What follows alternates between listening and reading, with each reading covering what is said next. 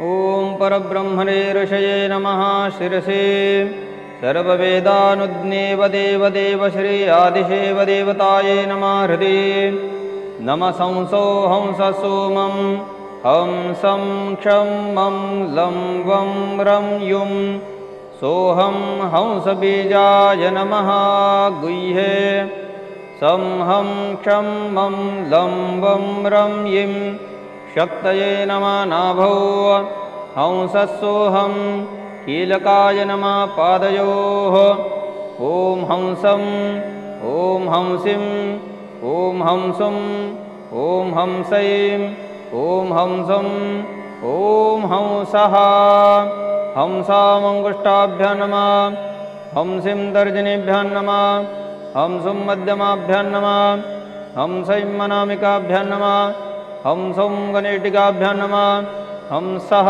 करतलकरपृष्ठाभ्यां नमः हंसां हृदयाय नमः हंसिं शिरसे स्वाहा हंसं शिखाय वषड हंसं कवचाय हंसं नेत्रत्रयाय वषड हंसः अस्त्राय फट अथ ध्यानं श्रीसिद्धमानवमुखा गुरवस्वरूपं संसारदाहशमनं द्विभुजं त्रिनेत्रं वामां शक्तिसकला भशनेरविभूषं ध्याये जपे सकलसिद्धिं फलप्रदं च लं पृथिव्यात्मके गन्धं तन्मात्रप्रकृत्यात्मकं गन्धं सशक्तिकाय श्रीगुरवे नमः समर्पयामि हम आकाशात्मकं शब्दतन्मात्रप्रकृत्यात्मकं पुष्पं सशक्तिकाय श्रीगुरवे समर्पयामि यं वायवात्मकं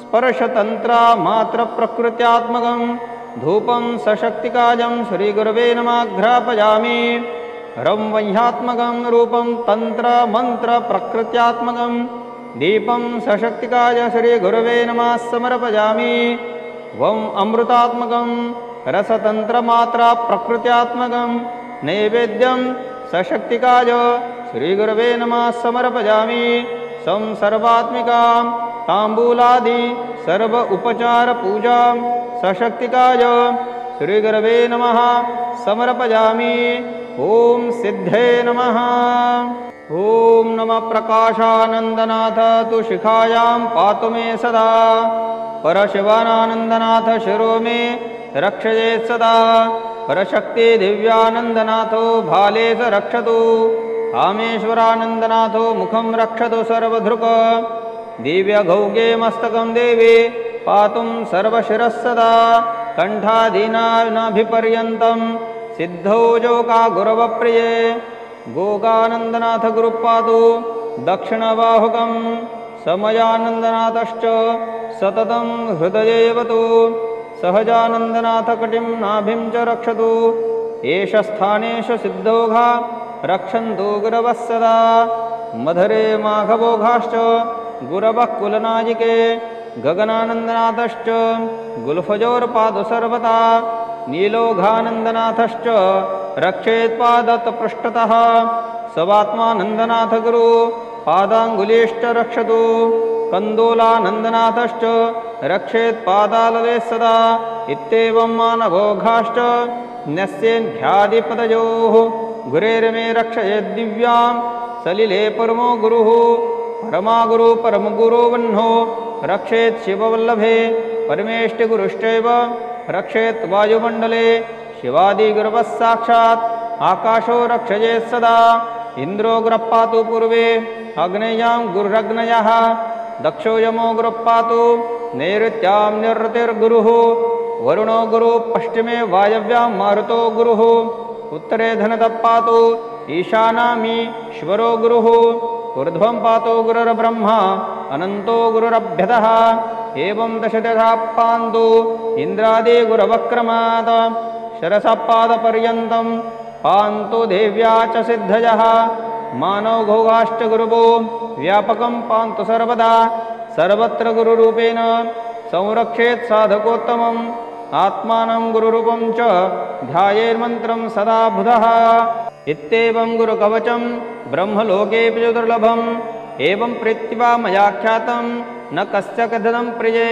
पूजाकाले पठद्यस्तु जपकाले विशेषतः त्रैलोक्यदुर्लभं देवे भुक्तिमुक्तिफलप्रदं सर्वमन्त्रफलं तस्य सर्वयन्त्रफलं तथा सर्वतीर्थफलं देवी यः पठेत् कवचं गुरोः अष्टगन्धेन भुजोर्च लिखेत् वाच्चक्रसंयुतं कवचं गुरुपङ्क्तेषु भक्ता च शुभवासरे पूजये धूपदीपाश्चे धूपाधि सततं दयेः तर्पयेत् गुरुमन्त्रेण साधकशुच्यते तसा धारयेत् कवचं देवीं यः भूतभजापहं पठेन्मन्त्रे त्रिकालं हि समुक्तो भवबन्धनात् एवं कवचं परमं दिव्यं सिद्धो घोचकलावनान् ॐ नमः इति।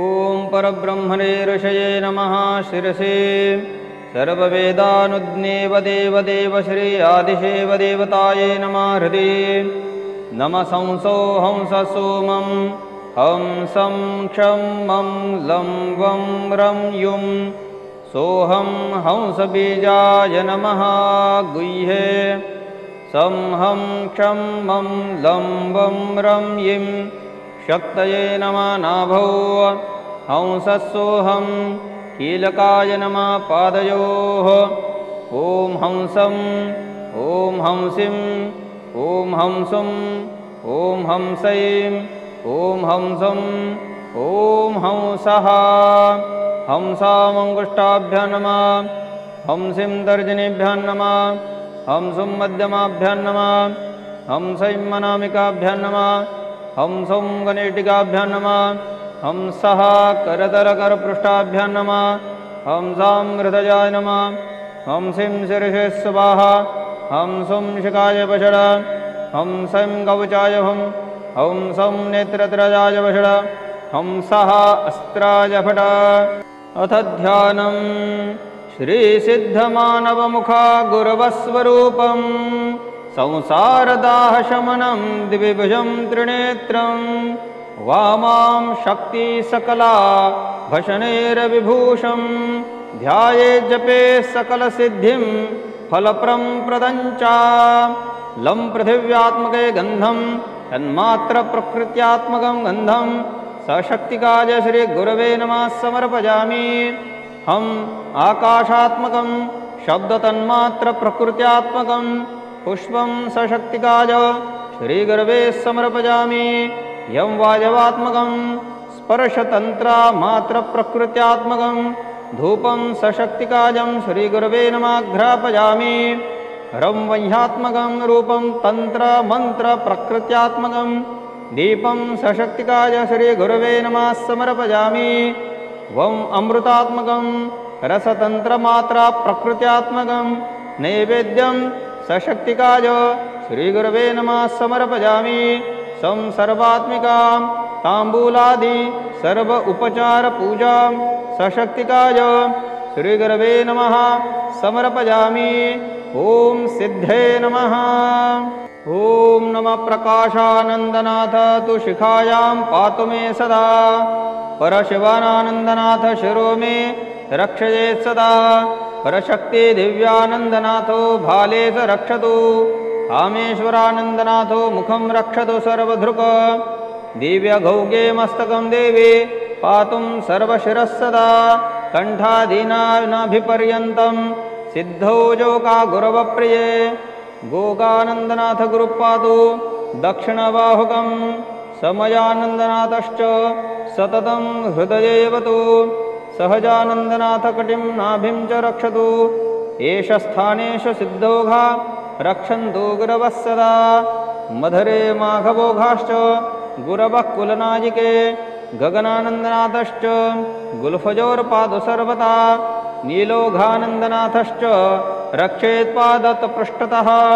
सवात्मानन्दनाथ गुरु पादाङ्गुलीश्च रक्षतु कन्दोलानन्दनाथश्च रक्षेत्पादालले सदा इत्येवं मानवोघाश्च न्यस्येन्ध्यादिपदयोः गुरेर्मे रक्षयेद्दिव्यां सलिले परमो गुरुः परमागुरु परमगुरो वह्नो रक्षेत् शिववल्लभे परमेष्टिगुरुश्चैव रक्षेत् वायुमण्डले शिवादिगुरवः साक्षात् आकाशो रक्षयेत् सदा इन्द्रो गुरप्पातु पूर्वे अग्नेयां गुरुरग्नयः दक्षो यमो गुरुप्पातु नैऋत्यां निरृतिर्गुरुः वरुणो गुरुः पश्चिमे वायव्यां मारुतो गुरुः उत्तरे धनतः पातु ईशानामीश्वरो गुरुः ऊर्ध्वं पातो गुरुर्ब्रह्मा अनन्तो गुरुरभ्यतः एवं दशदशा पान्तु इन्द्रादि गुरवक्रमात् शरसपादपर्यन्तं पान्तु देव्या च सिद्धयः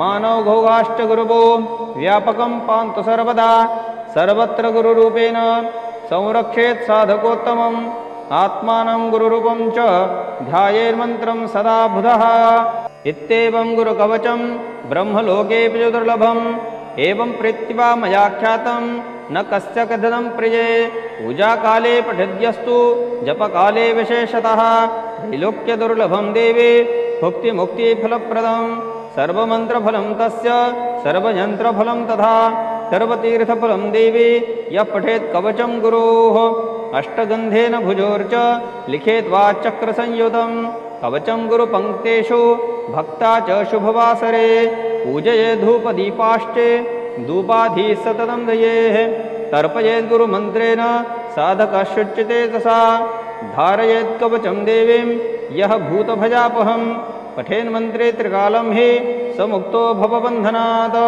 एवं कवचं परमं दिव्यं सिद्धो घोचकलावनान् ॐ नमः इति ॐ परब्रह्मणे ऋषये नमः शिरसे सर्ववेदानुज्ञेव देवदेव श्री आदिशेव देवताये नमः हृदि नमः संसो हंस सोमं हंसं क्षं मं लं वं रं युं सोऽहं हंसबीजाय नमः गुह्ये सं हं क्षं मं लं वं रं यिं शक्तये नमः नाभौ हंसस्सोऽहं कीलकाय नमः पादयोः ॐ हंसं ॐ हंसिं ॐ हंसुं ॐ हंसैं ॐ हंसं ॐ हंसः हंसामङ्गुष्ठाभ्यां नमः हंसिं तर्जनीभ्यां नमः हंसुं मध्यमाभ्यां नमः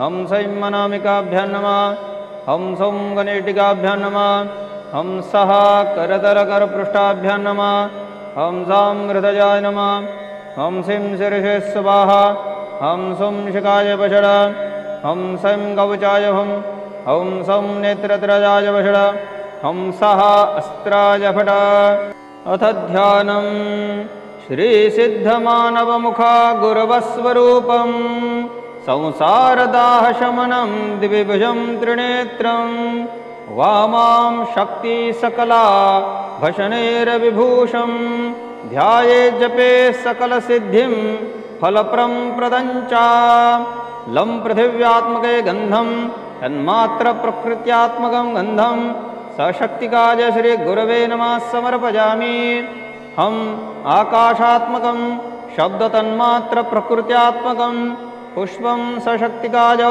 श्रीगुरवे समर्पयामि यं वायवात्मकं स्पर्शतन्त्रमात्रप्रकृत्यात्मकं धूपं सशक्तिकायं श्रीगुरवे नमः घ्रापयामि रं वह्यात्मकं रूपं तन्त्रमन्त्रप्रकृत्यात्मकं दीपं सशक्तिकाय श्रीगुरवे नमः समर्पयामि वं अमृतात्मकं रसतन्त्रमात्रप्रकृत्यात्मकं नैवेद्यं सशक्तिकाय श्रीगुरवे नमः समर्पयामि सं सर्वात्मिकां ताम्बूलादि सर्व उपचारपूजां सशक्तिकाय श्रीगुरवे नमः समर्पयामि ॐ सिद्धे नमः ॐ नमः प्रकाशानन्दनाथ तु शिखायां पातु मे सदा परशिवानन्दनाथ शिरो मे रक्षयेत् सदा परशक्ति दिव्यानन्दनाथो भाले स रक्षतु कामेश्वरानन्दनाथो मुखं रक्षतु सर्वधृक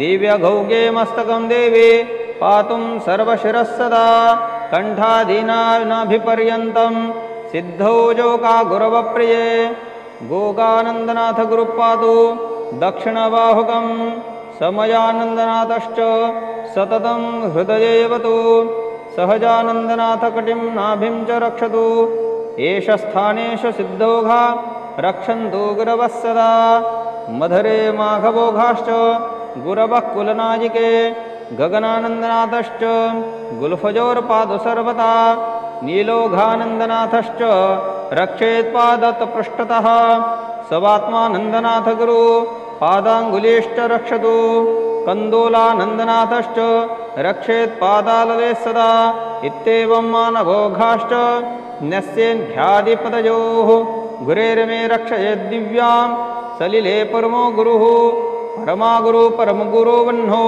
रक्षेत् शिववल्लभे परमेष्टिगुरुश्चैव रक्षेत् वायुमण्डले शिवादिगुरवः साक्षात् आकाशो रक्षयेत् सदा इन्द्रो गुरः पातु पूर्वे अग्नेयां गुरुरग्नयः दक्षो यमो गुरः पातु नैऋत्यां निरृतिर्गुरुः वरुणो गुरुः पश्चिमे वायव्यां मारुतो गुरुः उत्तरे धनतः पातु ईशानामीश्वरो गुरुः ऊर्ध्वं पातो गुरुर्ब्रह्मा अनन्तो गुरुरभ्यतः एवं दशदशा पान्तु इन्द्रादिगुरवक्रमात् शरसपादपर्यन्तं पान्तु देव्या च सिद्धयः मानवघोघाश्च गुरुवो व्यापकं पान्तु सर्वदा सर्वत्र गुरुरूपेण संरक्षेत् साधकोत्तमम् आत्मानं गुरुरूपं च ध्यायेन्मन्त्रं सदा बुधः इत्येवं गुरुकवचं ब्रह्मलोकेऽपि च दुर्लभम् एवं प्रीत्या मया ख्यातं न कस्य कथितं प्रिये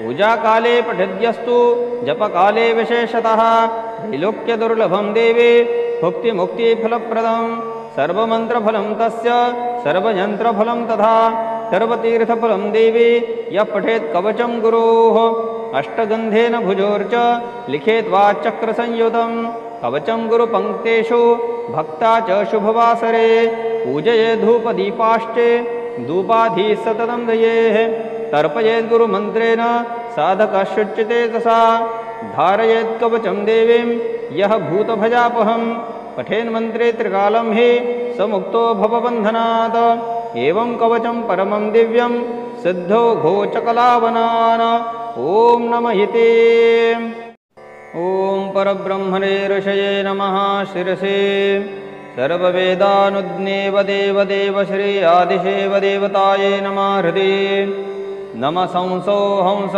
सोमं हंसं क्षं मं लं वं रं युं सोऽहं हंसबीजाय नमः गुह्ये सं हं क्षं मं लं वं रं यिं शक्तये नमः नाभौ हंसस्सोऽहं कीलकाय नमः पादयोः ॐ हंसं ॐ हंसिं ॐ हंसुं ॐ हंसैं ॐ हंसं ॐ हंसः हंसामङ्गुष्ठाभ्यां नमः हंसिं तर्जनीभ्यां नमः हंसुं मध्यमाभ्यां नमः हंसैं अनामिकाभ्यां नमः हंसं गणेटिकाभ्यां नमः हंसः करतलकरपृष्ठाभ्यां नमः हंसां हृदयाय नमः हंसिं शिरसे स्वाहा हंसं शिखाय वषड हंसं कवचाय हंसं नेत्रत्रयाय वषड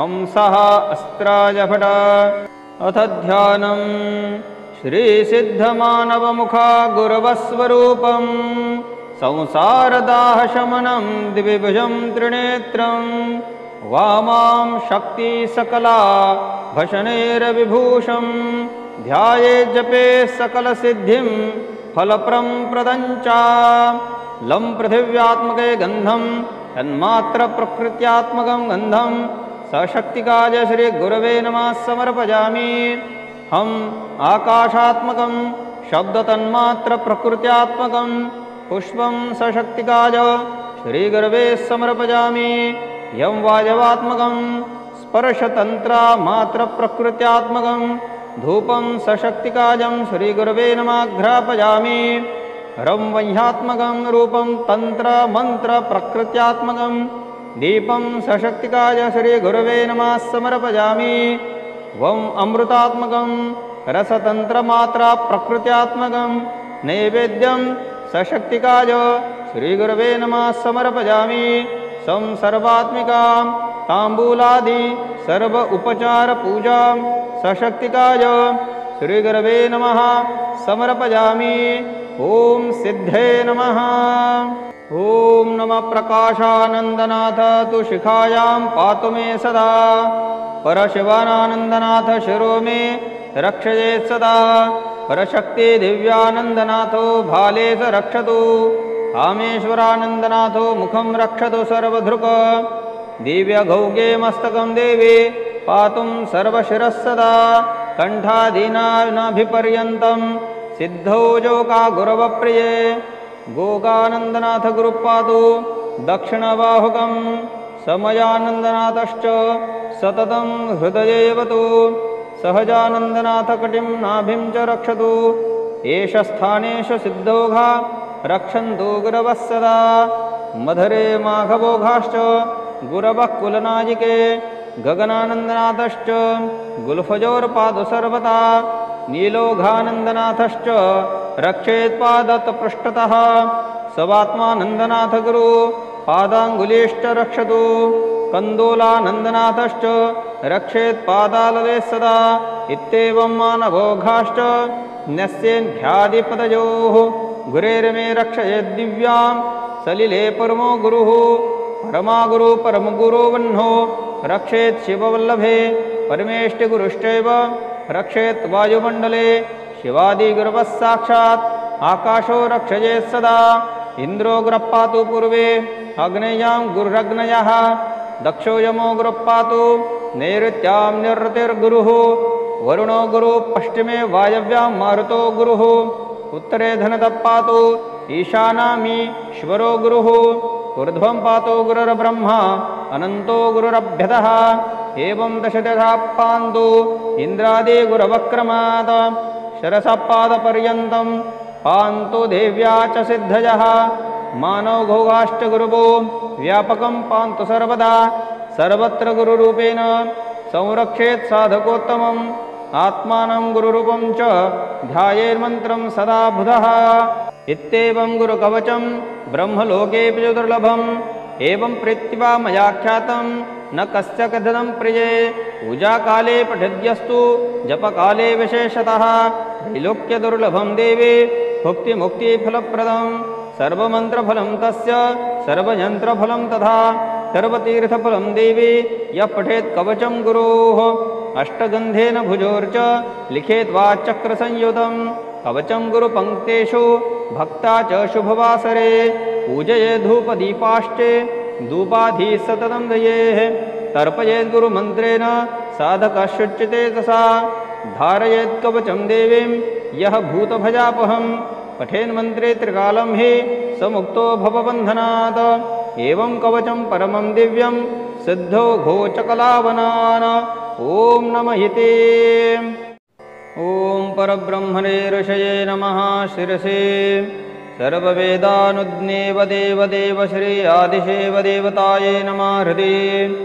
नमः संसो हंस सोमं हंसं क्षं मं लं वं रं युं। सोऽहं हंसबीजाय नमः गुह्ये। सं हं क्षं मं लं वं रं यिं। शक्तये नमः नाभौ हंसस्सोऽहं। कीलकाय नमः पादयोः। ॐ हंसं ॐ हंसिं ॐ हंसं ॐ हंसैं ॐ हंसं ॐ हंसः। हंसामङ्गुष्ठाभ्यां नमः। हंसिं तर्जनीभ्यां नमः। हंसं मध्यमाभ्यां नमः। हंसैं अनामिकाभ्यां नमः। हंसं गणेटिकाभ्यां नमः। हंसः करतलकरपृष्ठाभ्यां नमः। हंसां हृदयाय नमः। हंसिं शिरसे स्वाहा। हंसं शिखाय वषड। हंसं कवचाय हं। हंसं नेत्रत्रयाय वषड। हंसः अस्त्राय फट। अथ ध्यानं श्रीसिद्धमानवमुखा गुरवस्वरूपं। संसारदाहशमनं द्विभुजं त्रिनेत्रं। वामां शक्तिसकला भशनेरविभूषं। ध्याये जपे सकलसिद्धिं फलप्रं प्रदं च। लं पृथिव्यात्मके गन्धं तन्मात्रप्रकृत्यात्मकं गन्धं सशक्तिकाय श्रीगुरवे नमः समर्पयामि। हम आकाशात्मकं शब्दतन्मात्रप्रकृत्यात्मकं पुष्पं सशक्तिकाय श्रीगुरवे समर्पयामि। यं वायवात्मकं स्पर्शतन्त्रमात्रप्रकृत्यात्मकं धूपं सशक्तिकायं श्रीगुरवे नमः घ्रापयामि। रं वह्यात्मकं रूपं तन्त्रमन्त्रप्रकृत्यात्मकं दीपं सशक्तिकाय श्रीगुरवे नमः समर्पयामि। वं अमृतात्मकं रसतन्त्रमात्रप्रकृत्यात्मकं नैवेद्यं सशक्तिकाय श्रीगुरवे नमः समर्पयामि। सं सर्वात्मिकां ताम्बूलादि सर्व उपचारपूजां सशक्तिकाय श्रीगुरवे नमः समर्पयामि। ओम सिद्धे नमः। ओम नमः प्रकाशानन्दनाथ तु शिखायां पातु मे सदा। परशिवानन्दनाथ शिरो मे रक्षयेत् सदा। परशक्ति दिव्यानन्दनाथो भाले स रक्षतु। कामेश्वरानन्दनाथो मुखं रक्षतु सर्वधृक्। दिव्यगौगे मस्तकं देवी पातुं सर्वशिरस्सदा। कण्ठादीनाभिपर्यन्तं सिद्धौ जोका गुरवप्रिये। गोगानन्दनाथ गुरुः पातु दक्षिणबाहुकं। समयानन्दनाथश्च सततं हृदयेवतु। सहजानन्दनाथ कटिं नाभिं च रक्षतु। एष स्थानेषु सिद्धौघा रक्षन्तु गुरवः सदा। मधुरे माघवोघाश्च गुरवः कुलनायिके। गगनानन्दनाथश्च गुल्फजोर्पादु सर्वदा। नीलोघानन्दनाथश्च रक्षेत्पादतपृष्ठतः। सवात्मानन्दनाथ गुरु पादाङ्गुलीश्च रक्षतु। कन्दोलानन्दनाथश्च रक्षेत्पादालये सदा। इत्येवं मानवोघाश्च न्यस्येन्ध्यादिपदयोः। गुरेर्मे रक्षयेद्दिव्यां सलिले परमो गुरुः। परमागुरु परमगुरो वह्नो रक्षेत् शिववल्लभे। परमेष्टिगुरुश्चैव रक्षेत् वायुमण्डले। शिवादिगुरवः साक्षात् आकाशो रक्षयेत् सदा। इन्द्रो गुरः पातु पूर्वे अग्नेयां गुरुरग्नयः। दक्षो यमो गुरः पातु नैऋत्यां निरृतिर्गुरुः। वरुणो गुरुः पश्चिमे वायव्यां मारुतो गुरुः। उत्तरे धनतः पातु ईशानामीश्वरो गुरुः। ऊर्ध्वं पातु गुरुर्ब्रह्मा अनन्तो गुरुरभ्यतः। एवं दशदशा पान्तु इन्द्रादिगुरवक्रमात्। शरसपादपर्यन्तं पान्तु देव्या च सिद्धयः। मानवघोघाश्च गुरुवो व्यापकं पान्तु सर्वदा। सर्वत्र गुरुरूपेण संरक्षेत् साधकोत्तमम्। आत्मानं गुरुरूपं च ध्यायेन्मन्त्रं सदा बुधः। इत्येवं गुरुकवचं ब्रह्मलोकेऽपि च दुर्लभम्। एवं प्रीत्या मया ख्यातं न कस्य कथितं प्रिये। पूजाकाले पठिद्यस्तु जपकाले विशेषतः। त्रैलोक्यदुर्लभं देवे भुक्तिमुक्तिफलप्रदं। सर्वमन्त्रफलं तस्य सर्वयन्त्रफलं तथा। सर्वतीर्थफलं देवी यः पठेत् कवचं गुरोः। अष्टगन्धेन भुजोर्च लिखेत् वाच्चक्रसंयुतं। कवचं गुरुपङ्क्तेषु भक्ता च शुभवासरे। पूजये धूपदीपाश्चे धूपाधिः सततं दयेः। तर्पयेत् गुरुमन्त्रेण साधकः शुच्यते तसा। धारयेत् कवचं देवीं यः भूतभजापहं। पठेन्मन्त्रे त्रिकालं हि समुक्तो भवबन्धनात्। एवं कवचं परमं दिव्यं सिद्धो घोचकलावनान्। ॐ नमः इति। ॐ परब्रह्मणे ऋषये नमः शिरसे। सर्ववेदानुज्ञेव देवदेव श्री आदिशेव देवताये नमः हृदि। नमः संसो हंस सोमं हंसं क्षं मं लं वं रं युं। सोऽहं हंसबीजाय नमः गुह्ये। सं हं क्षं मं लं वं रं यिं। शक्तये नमः नाभौ हंसस्सोऽहं। कीलकाय नमः पादयोः। ॐ हंसं ॐ हंसिं ॐ हंसं ॐ हंसैं ॐ हंसं ॐ हंसः। हंसामङ्गुष्ठाभ्यां नमः। हंसिं तर्जनीभ्यां नमः हंसुं मध्यमाभ्यां नमः हंसैं अनामिकाभ्यां नमः हंसं गणेटिकाभ्यां नमः हंसः करतलकरपृष्ठाभ्यां नमः हंसां हृदयाय नमः हंसिं शिरसे स्वाहा हंसं शिखाय वषड हंसं कवचाय हं हंसं नेत्रत्रयाय वषड हंसः अस्त्राय फट। अथ ध्यानं श्रीसिद्धमानवमुखा गुरवस्वरूपं संसारदाहशमनं द्विभुजं त्रिनेत्रं वामां शक्तिसकला भशनेरविभूषं ध्याये जपे सकलसिद्धिं फलप्रं प्रदञ्च। लं पृथिव्यात्मके गन्धं तन्मात्रप्रकृत्यात्मकं गन्धं सशक्तिकाय श्रीगुरवे नमः समर्पयामि। हम आकाशात्मकं शब्दतन्मात्रप्रकृत्यात्मकं पुष्पं सशक्तिकाय श्रीगुरवे समर्पयामि। यं वायवात्मकं स्पर्शतन्त्रमात्रप्रकृत्यात्मकं धूपं सशक्तिकायं श्रीगुरवे नमः घ्रापयामि। रं वह्यात्मकं रूपं तन्त्रमन्त्रप्रकृत्यात्मकं दीपं सशक्तिकाय श्रीगुरवे नमः समर्पयामि। वं अमृतात्मकं रसतन्त्रमात्रप्रकृत्यात्मकं नैवेद्यं सशक्तिकाय श्रीगुरवे नमः समर्पयामि। सं सर्वात्मिकां ताम्बूलादि सर्व उपचारपूजां सशक्तिकाय श्रीगुरवे नमः समर्पयामि। ओम सिद्धे नमः।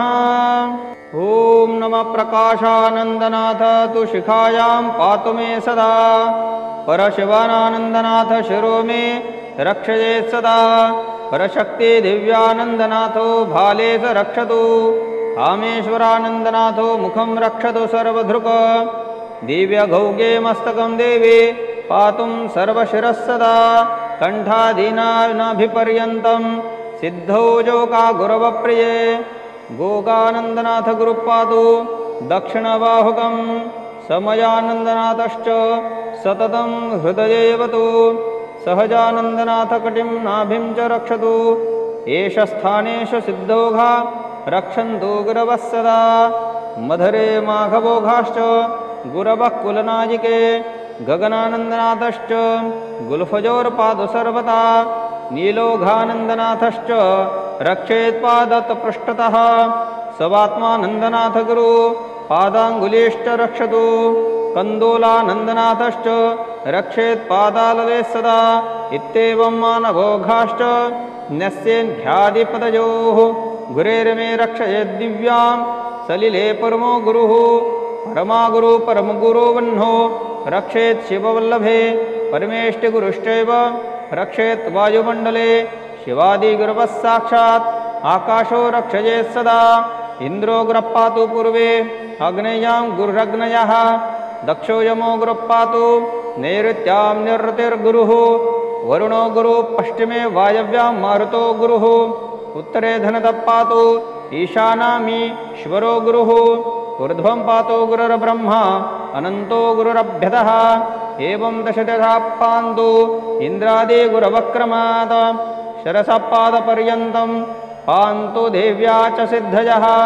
मानवघोघाश्च गुरुवो व्यापकं पान्तु सर्वदा सर्वत्र गुरुरूपेण संरक्षेत् साधकोत्तमम् आत्मानं गुरुरूपं च ध्यायेन्मन्त्रं सदा बुधः इत्येवं गुरुकवचं ब्रह्मलोकेऽपि च दुर्लभम् एवं प्रीत्या मया ख्यातं न कस्य कथितं प्रिये पूजाकाले पठिद्यस्तु जपकाले विशेषतः त्रैलोक्यदुर्लभं देवे भुक्तिमुक्तिफलप्रदं सर्वमन्त्रफलं तस्य सर्वयन्त्रफलं तथा सर्वतीर्थफलं देवी यः पठेत् कवचं गुरोः अष्टगन्धेन भुजोर्च लिखेत् वाचक्रसंयुतं कवचं गुरुपङ्क्तेषु भक्ता च शुभवासरे पूजये धूपदीपाश्चे धूपाधि सततं दयेः तर्पयेत् गुरुमन्त्रेण साधकः शुच्यते तसा धारयेत् कवचं देवीं यः भूतभजापहं पठेन्मन्त्रे त्रिकालं हि समुक्तो भवबन्धनात् एवं कवचं परमं दिव्यं सिद्धो घोचकलावनान् ॐ नमः इति। ॐ परब्रह्मणे ऋषये नमः शिरसे सर्ववेदानुज्ञेव देवदेव श्री आदिशेव देवताये नमः हृदये नमः संसो हंससोमं हंसं क्षं मं लं वं रं युं सोऽहं हंसबीजाय नमः गुह्ये सं हं क्षं मं लं वं रं यिं शक्तये नमः नाभौ हंसस्सोऽहं कीलकाय नमः पादयोः ॐ हंसं ॐ हंसिं ॐ हंसं ॐ हंसैं ॐ हंसं ॐ हंसः हंसामङ्गुष्ठाभ्यां नमः हंसिं तर्जनीभ्यां नमः हंसं मध्यमाभ्यां नमः हंसैं अनामिकाभ्यां नमः हंसं गणेटिकाभ्यां नमः हंसः करतलकरपृष्ठाभ्यां नमः हंसां हृदयाय नमः हंसिं शिरसे स्वाहा हंसं शिखाय वषड हंसं कवचाय हंसं नेत्रत्रयाय वषड हंसः अस्त्राय फट अथ ध्यानं श्रीसिद्धमानवमुखा गुरवस्वरूपं संसारदाहशमनं द्विभुजं त्रिनेत्रं वामां शक्तिसकला भशनेरविभूषं ध्याये जपे सकलसिद्धिं फलप्रं प्रदञ्च लं पृथिव्यात्मके गन्धं तन्मात्रप्रकृत्यात्मकं गन्धं सशक्तिकाय श्रीगुरवे नमः समर्पयामि हम आकाशात्मकं शब्दतन्मात्रप्रकृत्यात्मकं पुष्पं सशक्तिकाय श्रीगुरवे समर्पयामि यं वायवात्मकं स्पर्शतन्त्रमात्रप्रकृत्यात्मकं धूपं सशक्तिकायं श्रीगुरवे नमः घ्रापयामि रं वह्यात्मकं रूपं तन्त्रमन्त्रप्रकृत्यात्मकं दीपं सशक्तिकाय श्रीगुरवे नमः समर्पयामि वं अमृतात्मकं रसतन्त्रमात्रप्रकृत्यात्मकं नैवेद्यं सशक्तिकाय श्रीगुरवे नमः समर्पयामि सं सर्वात्मिकां ताम्बूलादि सर्व उपचारपूजां सशक्तिकाय श्रीगुरवे नमः समर्पयामि ॐ सिद्धे नमः ॐ नमः प्रकाशानन्दनाथ तु शिखायां पातु मे सदा परशिवानन्दनाथ शिरो मे रक्षयेत् सदा परशक्ति दिव्यानन्दनाथो भाले स रक्षतु कामेश्वरानन्दनाथो मुखं रक्षतु सर्वधृक दिव्यगौगे मस्तकं देवी पातुं सर्वशिरस्सदा कण्ठादीनाभिपर्यन्तं सिद्धौ जोका गुरवप्रिये गोगानन्दनाथ गुरुः पातु दक्षिणबाहुकं समयानन्दनाथश्च सततं हृदयेवतु सहजानन्दनाथ कटिं नाभिं च रक्षतु एष स्थानेषु सिद्धौघा रक्षन्तु गुरवः सदा मधुरे माघवोघाश्च गुरवः कुलनायिके गगनानन्दनाथश्च गुल्फजोर्पादु सर्वदा नीलोघानन्दनाथश्च रक्षेत्पादतपृष्ठतः सवात्मानन्दनाथ गुरु पादाङ्गुलीश्च रक्षतु कन्दोलानन्दनाथश्च रक्षेत्पादालवे सदा इत्येवं मानवोघाश्च न्यस्येन्ध्यादिपदयोः गुरेर्मे रक्षयेद्दिव्यां सलिले परमो गुरुः परमागुरु परमगुरो वह्नो रक्षेत् शिववल्लभे परमेष्टिगुरुश्चैव रक्षेत् वायुमण्डले शिवादिगुरवः साक्षात् आकाशो रक्षयेत् सदा इन्द्रो गुरः पातु पूर्वे अग्नेयां गुरुरग्नयः दक्षो यमो गुरः पातु नैऋत्यां निरृतिर्गुरुः वरुणो गुरुः पश्चिमे वायव्यां मारुतो गुरुः उत्तरे धनतः पातु ईशानामीश्वरो गुरुः ऊर्ध्वं पातो गुरुर्ब्रह्मा अनन्तो गुरुरभ्यतः एवं दशदशा पान्तु इन्द्रादिगुरवक्रमात् शरसपादपर्यन्तं पान्तु देव्या च सिद्धयः मानवघोघाश्च गुरुवो व्यापकं पान्तु सर्वदा सर्वत्र गुरुरूपेण संरक्षेत् साधकोत्तमम् आत्मानं गुरुरूपं च ध्यायेन्मन्त्रं सदा बुधः इत्येवं गुरुकवचं ब्रह्मलोकेऽपि दुर्लभम् एवं प्रीत्या मयाख्यातं न कस्य कथनं प्रिये पूजाकाले पठद्यस्तु जपकाले विशेषतः त्रैलोक्यदुर्लभं देवे भुक्तिमुक्तिफलप्रदं सर्वमन्त्रफलं तस्य सर्वयन्त्रफलं तथा सर्वतीर्थफलं देवी यः पठेत् कवचं गुरोः अष्टगन्धेन भुजोर्च लिखेत् वाचक्रसंयुतं कवचं गुरुपङ्क्तेषु भक्ता च शुभवासरे पूजये धूपदीपाश्चे धूपाधिः सततं दयेः तर्पयेत् गुरुमन्त्रेण साधकशुच्यते तसा धारयेत् कवचं देवीं यः भूतभजापहं पठेन्मन्त्रे त्रिकालं हि समुक्तो भवबन्धनात् एवं कवचं परमं दिव्यं सिद्धो घोचकलावनान् ॐ नमः इति। ॐ परब्रह्मणे ऋषये नमः शिरसे सर्ववेदानुज्ञेव देवदेव श्री आदिशेव देवताये नमः हृदये नमः संसो हंस सोमं हंसं क्षं मं लं वं रं युं सोऽहं हंसबीजाय नमः गुह्ये सं हं क्षं मं लं वं रं यिं शक्तये नमः नाभौ हंसस्सोऽहं कीलकाय नमः पादयोः ॐ हंसं ॐ हंसिं ॐ हंसुं ॐ हंसैं ॐ हंसं ॐ हंसः हंसामङ्गुष्ठाभ्यां नमः हंसिं तर्जनीभ्यां नमः हंसुं मध्यमाभ्यां नमः हंसैं अनामिकाभ्यां नमः हंसं गणेटिकाभ्यां नमः हंसः करतलकरपृष्ठाभ्यां नमः हंसां हृदयाय नमः हंसिं शिरसे स्वाहा हंसं शिखाय वषड हंसं कवचाय हंसं नेत्रत्रयाय वषड हंसः अस्त्राय फट। अथ ध्यानं श्रीसिद्धमानवमुखा गुरवस्वरूपं संसारदाहशमनं द्विभुजं त्रिनेत्रं वामां शक्तिसकला भशनेरविभूषं ध्याये जपे सकलसिद्धिं फलप्रदञ्च लं पृथिव्यात्मके गन्धं तन्मात्रप्रकृत्यात्मकं गन्धं सशक्तिकाय श्रीगुरवे नमः समर्पयामि। हम आकाशात्मकं शब्दतन्मात्रप्रकृत्यात्मकं पुष्पं सशक्तिकाय श्रीगुरवे समर्पयामि। यं वायवात्मकं स्पर्शतन्त्रमात्रप्रकृत्यात्मकं धूपं सशक्तिकायं श्रीगुरवे नमः घ्रापयामि। रं वह्यात्मकं रूपं तन्त्रमन्त्रप्रकृत्यात्मकं दीपं सशक्तिकाय श्रीगुरवे नमः समर्पयामि। वं अमृतात्मकं रसतन्त्रमात्रप्रकृत्यात्मकं नैवेद्यं सशक्तिकाय श्रीगुरवे नमः समर्पयामि।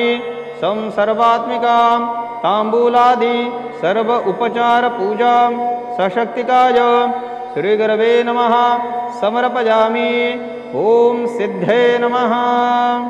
ॐ नमः प्रकाशानन्दनाथ तु शिखायां पातु मे सदा परशिवानन्दनाथ शिरो मे रक्षयेत् सदा परशक्ति दिव्यानन्दनाथो भाले स रक्षतु कामेश्वरानन्दनाथो मुखं रक्षतु सर्वधृक दिव्यगौगे मस्तकं देवी पातुं सर्वशिरस्सदा कण्ठादीनाभिपर्यन्तं सिद्धौ जोका गुरवप्रिये गोगानन्दनाथ गुरुपादु दक्षिणबाहुकं समयानन्दनाथश्च सततं हृदयेवतु सहजानन्दनाथ कटिं नाभिं च रक्षतु एष स्थानेषु सिद्धौघा रक्षन्तु गुरवः सदा मधुरे माघवोघाश्च गुरवः कुलनायिके गगनानन्दनाथश्च गुल्फजोर्पादु सर्वदा नीलोघानन्दनाथश्च रक्षेत्पादतपृष्ठतः सवात्मानन्दनाथ गुरु पादाङ्गुलीश्च रक्षतु कन्दोलानन्दनाथश्च रक्षेत्पादालले सदा इत्येवं मानवोघाश्च न्यस्येन्ध्यादिपदयोः गुरेर्मे रक्षयेद्दिव्यां सलिले परमो गुरुः परमागुरु परमगुरो वह्नो रक्षेत् शिववल्लभे परमेष्टिगुरुश्चैव रक्षेत् वायुमण्डले शिवादिगुरवः साक्षात् आकाशो रक्षयेत् सदा इन्द्रो गुरप्पातु पूर्वे अग्नेयां गुरुरग्नयः दक्षो यमो गुरुप्पातु नैऋत्यां निरृतिर्गुरुः वरुणो गुरु पश्चिमे वायव्यां मारुतो गुरुः उत्तरे धनतः पातु ईशानामीश्वरो गुरुः ऊर्ध्वं पातु गुरुर्ब्रह्मा अनन्तो गुरुरभ्यतः एवं दशदशा पान्तु इन्द्रादि गुरवक्रमात् शरसपादपर्यन्तं पान्तु देव्या च सिद्धयः मानव घोगाश्च गुरुवो व्यापकं पान्तु सर्वदा सर्वत्र गुरुरूपेण संरक्षेत् साधकोत्तमम् आत्मानं गुरुरूपं च ध्यायेन्मन्त्रं सदा बुधः इत्येवं गुरुकवचं ब्रह्मलोकेऽपि च दुर्लभम् एवं प्रीत्या मया ख्यातं न कस्य कथितं प्रिये पूजाकाले पठिद्यस्तु जपकाले विशेषतः त्रैलोक्यदुर्लभं देवे भुक्तिमुक्तिफलप्रदं सर्वमन्त्रफलं तस्य सर्वयन्त्रफलं तथा सर्वतीर्थफलं देवी यः पठेत् कवचं गुरोः अष्टगन्धेन भुजोर्च लिखेत् वाचक्रसंयुतं कवचं गुरुपङ्क्तेषु भक्ता च शुभवासरे पूजये धूपदीपाश्चे धूपाधिः सततं दयेः तर्पयेत् गुरुमन्त्रेण साधकशुच्यते तसा धारयेत् कवचं देवीं यः भूतभजापहं पठेन्मन्त्रे त्रिकालं हि समुक्तो भवबन्धनात्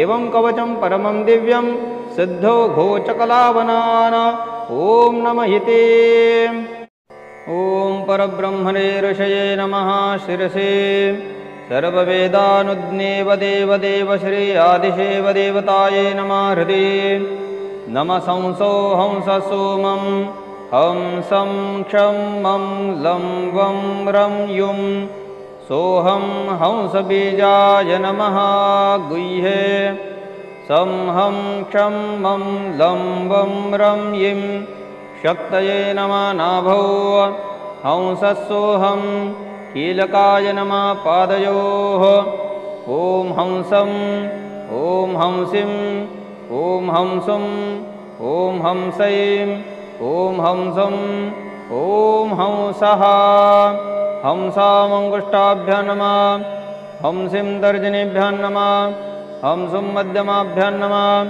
हंसैं अनामिकाभ्यां नमः हंसं गणेटिकाभ्यां नमः हंसः करतलकरपृष्ठाभ्यां नमः हंसां हृदयाय नमः हंसिं शिरसे स्वाहा हंसं शिखाय वषड हंसं कवचाय हंसं नेत्रत्रयाय वषड हंसः अस्त्राय फट अथ ध्यानं श्रीसिद्धमानवमुखा गुरवस्वरूपं संसारदाहशमनं द्विभुजं त्रिनेत्रं वामां शक्तिसकला भशनेरविभूषं ध्यायेज्जपे सकलसिद्धिं फलप्रदञ्च लं पृथिव्यात्मके गन्धं तन्मात्रप्रकृत्यात्मकं गन्धं सशक्तिकाय श्रीगुरवे नमः समर्पयामि हम आकाशात्मकं शब्दतन्मात्रप्रकृत्यात्मकं पुष्पं सशक्तिकाय